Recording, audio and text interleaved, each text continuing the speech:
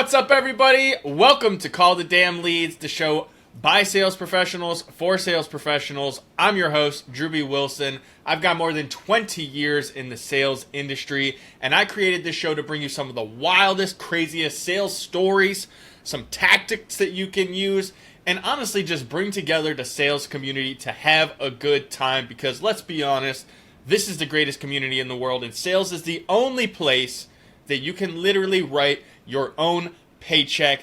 And the guests that I'm bringing on, the stories that we're going to tell, it's going to remind you why we love this industry so much. And today's guest, someone I'm very excited to have on. He's a friend of mine. We've gotten connected through our Apex community over the last year or two. And he is a brilliant mind when it comes to business credit, but he's also got some fucking hilarious sales stories. So I'd like to welcome my friend, Mr. Paul Childers. What's up, brother? Hey, man. Not too much. Appreciate being on here. I'm excited for this. I appreciate you being here, man. When I put out the call earlier about people that have crazy sales stories to come on and share, you had put some things in there, and I went, oh, man, I cannot wait to have this guy. So before we get into the stories, where are you from, what do you do, and tell us about your business. So I'm up in Minnesota. I'm married, going on 15 years here. My wife tolerates me. I think her just gets thinner and thinner every year. We're married, but here we are. 2 kids. My business, Blue Sky Business Solutions. I help business owners understand the financial risks of personal guarantees and getting to a spot of leverage and cash flow so that they can get loans when they need it and function a little bit less to the neck in debt when possible. Yeah, business credit's one of those things that when I finally learned it and understood it and went, damn it, why have I been putting all of this stress on my life? It was just totally unnecessary. It really did help me sleep a little bit better at night. I mean, we're in sales, so it's a stressful industry to be in. All right, Paul, so I got to know, how did you get into sales, and what's your craziest Call the Damn Lead story? Yeah, actually, my sales story is actually pretty sweet. So I started out in retail management, and really management across all levels. I had like 14 different jobs when I got out of school, right? I graduated college in 08, 09, middle of the recession, literally telling like recruiters, like, I will literally do anything you tell me. A super discount if you give me an opportunity to work for you. And they're like, nah, we're going to go hire some like dude that's been doing 15 years of this and probably overpay him and he's going to hate his life here. But, whatever. People experience has always been my thing, working with people in different capacities. So I was working at Target in retail. Our vehicle, piece of shit, GMC Acadia, falling apart. Happened to just on lunch break run down to a dealership and go on a test drive. I think at that time it was like a Nissan Armada, kind of like cloth base level, right? And the lady that was riding with me, we were just shooting the shit and just having a conversation. She's like, hey, have you ever thought about getting into car sales? I looked at her, I was like, you crazy? Like, that's like greasy used car people? Like, nah, I ain't gonna do that. Like, that's like, what are you talking about? So anyway, fast forward like 8 months from that point, after I'd just gotten told from my boss at Target that I was lazy, unmotivated, unfocused, and didn't have a direction in life. And had kind of my like come to God awakening moment. I was digging through my wallet and came across this business card, Roberta Sharp, and I was like, Didn't tell my wife anything. Went and submitted an application to this dealership, Mills Automotive, and got a letter back. Went through the interview process, just killed the interview. I have no sales experience at all, like just people experience. And they hired me, and that got me into a journey that has ultimately changed my life and opened the doors to all these other awesome things that I've done and given me some really just great experiences. My first deal was like 2 weeks in. I was bored with training, right? They put you in the office, in the cubicle, in the little glass office, and you got to do these like Zig Ziglar trainings and all these other things that you got to, like hours of training. I just got bored. I can't pay attention that long. So I'm off wandering like the floor. And this lady comes up and she's like, hey, are you a salesman? I was like, sure. It's like, I'll help you, I guess. And she's like, I want to buy this I want to look at this vehicle up front. It's an Infiniti Q80 or whatever, kind of like the Nissan Pathfinders. She's like, what do you know about these? I'm like, literally nothing. I'm like, let's go learn together. So that ended up being my first deal, right? That was like my way in. Like I literally just like tripped my way through a deal. But it was fun. That's the best. Right? And at that point, I was hooked. I was like, oh, like, this is cool. Like, I can just BS through this, and, like, most people don't even know that you don't know. Like, that's all right. Fast forward into the summer months. this older couple came in. They were probably like in their 80s, and I posted this one in the Facebook chat just because it's a good story. You go on test drives with people, and you never really know what you're going to get into and what you're going to experience, and you're kind of at the mercy of who you're letting drive, right? Which is, I always tell everybody go on test drives, but just wear your seatbelt because you don't know. We were going down the road, the guy's playing with the seat. This is also another lesson for anybody that does this new. Adjust people in their seats and get them into a comfortable position before you start driving. So we're driving down the road, and this old guy's trying to like adjust his seat, and all of a sudden he like pulls the lever back, and next thing I know, he's like back like this, trying to grab the steering wheel. His wife's like hitting him like, Harold! He's like, I can't get up. I'm trying to push him up and like reach up to the front to like help him. She's worthless. We're hurtling down the road at Mock Jesus at this point in time, and I'm just like, good Lord, if I survive this, like, this has got to be a deal. And so eventually, like, I get him shoved up because like he wasn't coordinating with me, obviously, to like pull the lever of the seat so that I could push him up so that he could. So finally get this situated. Like, we get to the side of the road. I'm like, I'm gonna drive back if that's all right. If that's all right with you guys. Drive back to the dealership. I end up getting the deal done on the car. They felt terrible. It was a terrible experience, but you know, I think every car salesman that's ever existed has had it like that like I'm going to die moment on a test drive. You know, it's like your trial by fire. So all right, so I want to know if you guys are listening to this and you're in the car industry and you've ever had the I'm gonna die in this test drive moment. I want to hear that story. Let's tell it on the podcast. So go over to callthedamnleads.com/podcast. There's a little spot where you can enter to like come on the show and share your story. If you're in car sales and you have a I almost died on a test drive story, I want to bring you on. I want to hear it because like I can only imagine in my mind what that would be like. And the panic, because like as soon as you said he came backwards and you were trying to help him, all I could think was, well, did he pull the lever? Because otherwise you're just yanking on a seat that ain't going nowhere. I can imagine an old lady swinging and like, hey, just my favorite was the Mock Jesus quote. Like we were headed Mock Jesus. That one's definitely like getting cut up. Oh, it was that's so funny. And we were on a highway, so like our test drives, it was like 65 miles an hour, which is all right because we're like in the middle of nowhere. But it's 65 miles an hour. And when you're in that situation, 2 lanes, it just it's not insane. Oh boy. Well, I mean that is again, this is why sales is so amazing because you never know what the hell you're gonna get into. And the stories that I've been told and heard on this show, and the ones that I know from behind closed doors that we're gonna bring on the show for more people to hear about. We'll cut the names out. We'll leave the dealership. Like, you know, we'll make them cut for safety for TV purposes. But, like, this is why I love sales. Because so much crazy stuff happens.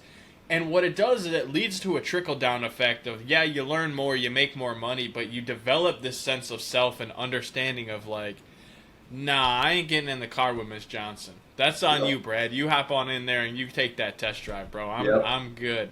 And that is, I think, one thing you mentioned earlier that, I don't know if it was before we started recording or just after, but you had mentioned one of the things that you've been really great about in life and in business is your ability to read and understand people, that empathy of, like, just having a real conversation. And I can speak from personal experience knowing you, what a great human you are and how this is a true skill of yours. But I always like to ask on this show, you know, when it comes to sales and sales strategy, what would you say is your secret weapon? My biggest skill has always been almost being, I call it kind of being a chameleon, but really just being able to find that agreement point with anybody, whether they're an upset customer, a hard to deal with customer, whatever the situation is, just finding a common ground, whether that's, you know, bashing the manufacturer of the shitty piece of vehicle that they're driving in and, you know, that, oh yeah, that GM down there, he's not taking care of me. Oh yeah, no, I know, they're all a bunch of pricks. I get it, like, but let's get it fixed for you, right? Like, just alleviating some of that initial, like, buffer, right? Like, because some people, it's like they get out and they just want to punch you. And sometimes you just have to accept the fact that you have to be a punching bag and take it gracefully and bounce right back up like those stupid clown punching bags that they had growing up, you know, where you just punch them and they keep popping back up, right? Like, that's like us. We're salespeople are just clown bags, right? We just get punched and pop back up, smiling, going, "Hey, ready to buy now? Like, let's go." You know. Great. Let's sign here. Right here. Here's a contract. You want undercoat? Let's go. That gives you connection with people on a deeper level, right? Like my greatest customer was also the biggest asshole that anyone else has dealt with. And anybody that's around like Iowa, Wisconsin, Minnesota, Nebraska, in a Chevy store or a Toyota store, you've probably heard of Mike Erdahl. I've never found a more chronic car buyer in my entire life that is a more direct, grumpy, he's a super he's a prick. I mean, really, at the end of the day. But I took time and got to know him finally. And in the 6 years that we had a relationship, I sold that guy, one guy, 18 vehicles. He bought a vehicle whenever he felt like it. If he wanted to go car shopping, he'd buy it. So he didn't have cycles. It could be 3 months and he'd be sick of his truck, and he'd just make the deal work and do it.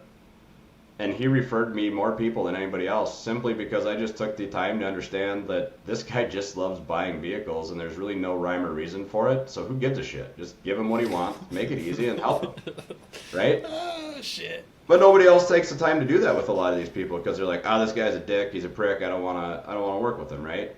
And I think that innate ability to just get past that initial crunchy level or cringe level that you have with some people can really unearth a lot of opportunity that a lot of people miss out on because they look at somebody and go, oh, that's not an easy sale, or they don't have money, they're not going to be able to buy a car. That's been such a big, like, not to cut you off, but that's been such a big topic on some of these shows, is like the thought that so many people judge a book by its cover, and sales is the absolute worst place to do that. I've sat next to literal billionaires at events and they look like they're homeless.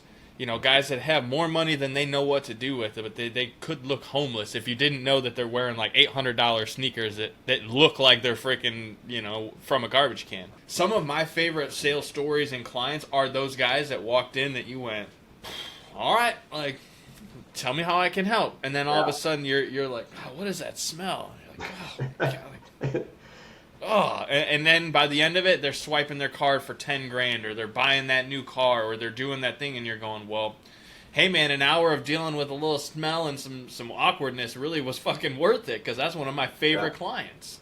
Pro tip for all the rookies out there, this will never be the guy that walks in and be like, who's going to sell me a car today? He will never be able to buy a car. Just stay away from that guy. It may look tempting. He may even have fake 800 credit score shoes on, but you got to make sure that they're the legit ones, not Walmart brand, right? They got to be tie, not Velcro. But hey man, that's a great point. And one of the things I always like to ask on this show too, because it's, sales it's a reputation. Either people hate sales guys, which is why we get beat up and we get treated like clown bags, or you love sales and you're like a lay down sale, so whenever you show up you're like, tell me about your sales process, sell me something, I'm a dirty sales slut, just sell me some stuff, sell me stuff. It's one or the other. There's really no in between. So what would you say is like one of the biggest misconceptions about sales that you've had to deal with or to overcome in your journey? Yeah, I think in automotive especially, it's the connotation that we're out there to screw people over, right? Here, look. At the end of the day, it was brought up on the dealership's own creation, right? Like they did it to themselves. We created shitty advertising schemes. We created misleading ads. We created, these dealer stickers where it's like the car's listed for this online, but when you get here, it's actually like $5,200 more because we decided that our guy filling it with fuel and washing the window off of bugs was worth $5,200 extra dollars, right? But that perception that we were just a bunch of scumbags that were out, and the perception that when you bought a car it was the most miserable experience that you were ever going to have, honestly, like, that was the reason I didn't want to get into sales when I started this whole journey, right? I was like, I don't want that damn reputation. And my wife came and she's like, hey, think of all the things, like, she's like, you worked in retail as Target as a manager. Also not a real great job, right? But she's like, you had so many people that would write you thank you notes and handwritten notes, right? And she's like, you go make this what you want it to be. I'm gonna get emotional because it was kind of a special time and a special journey, and it's just opened so many doors, understanding that you get to create a reputation for yourself outside of norms, right? I don't think people understand how powerful that is. And I don't think I've really understood how powerful those connections were with some of the people that I've made until now as I'm running a business and pulling on some of those connections and relationships I've built. But that, for any salesperson, I think is our biggest barrier, is people come in and they're going, this guy's trying to screw me out of everything. The minute you meet them with just like, hey, nice to meet you. My name's Paul. how can I assist you guys today? What's your names? Like what? And then you go sit down at the desk and you talk about them, right? Like I always like to talk about them. I would put notes in my CRM and I'd track stuff. And one of the guys that I ended up having like buy a car for me in a long term of follow up was really defensive, had his kids with him. His kids had some sporting events coming up, and I just kind of kept track of that throughout the year. And I happened to follow up with him probably like 3 months later. And I was just like, hey man, I just wanted to see how, I can't remember the names now, but like, your kids did with these sporting events and see how your summer's going. And he's like, man, he goes, how do you remember that stuff? Nobody else at all the other dealerships I went to. And he's like, I left your dealership and I went to like 6 others between then and now. And he's like, I've probably been to 20 others. He's like, nobody else has reached out with that much of a personalized message. He's like, are you working this weekend? I was like, yeah.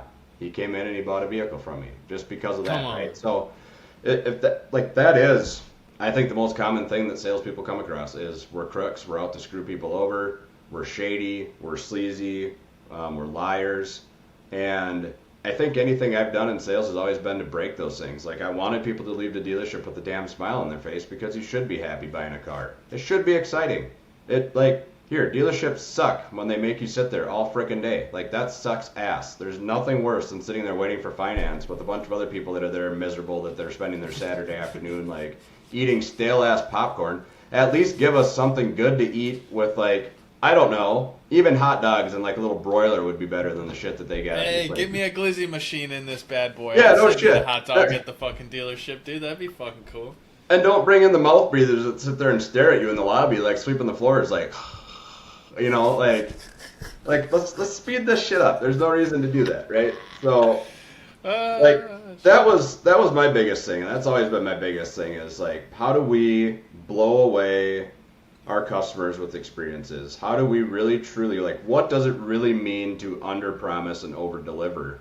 And then how do you take that and use that as kind of like your life motto? Like if you see me out in public, like I'm not gonna stick out to you. Like there's nothing really like prominent about me. I'm a pretty low key dude, but like I just kind of live my life that way. Like yeah, it might not seem like much, but like once you get to know me, I have a ton of value to offer because of the things that I cherish and the things I value that are important.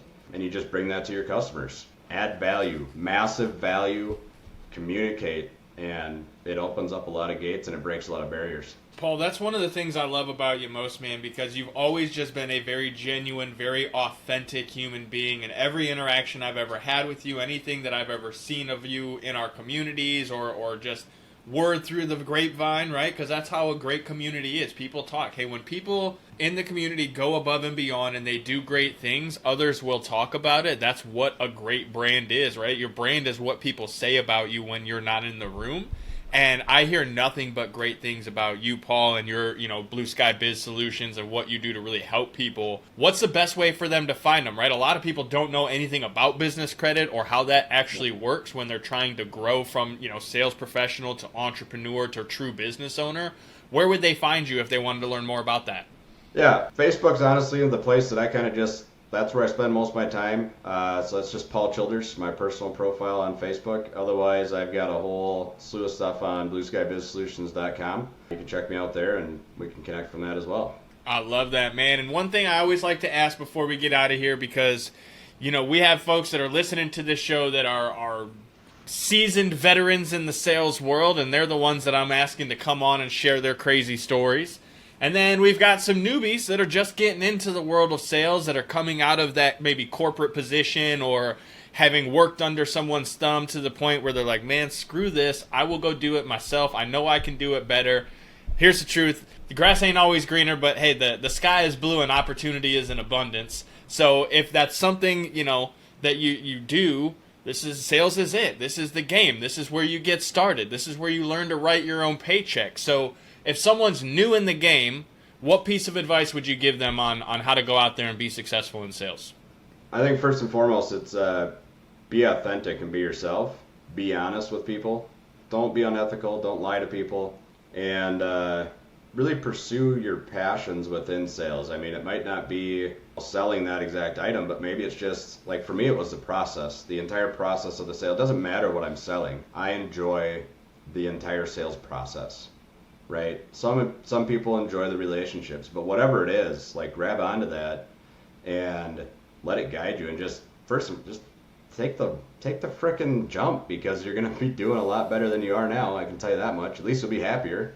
Well, that's the beautiful thing about sales and success is you get to create your own lifestyle. You get to go out there and do exactly what you want to do, how you want to do, in the way that makes you successful. And success is a perspective, which is why we're here, so that we can share these crazy-ass stories, so that we can drop some tactics and some value on those that are trying to continually better themselves. And Paul, you have been an absolutely amazing guest today. I'm so glad that you were able to join us and take some time out of your day to share your crazy-ass story. And if you're listening and you enjoyed the episode, make sure you subscribe. I'm always bringing in new guests, new stories. If you have a story to tell, head over to callthedamnleads.com/podcast.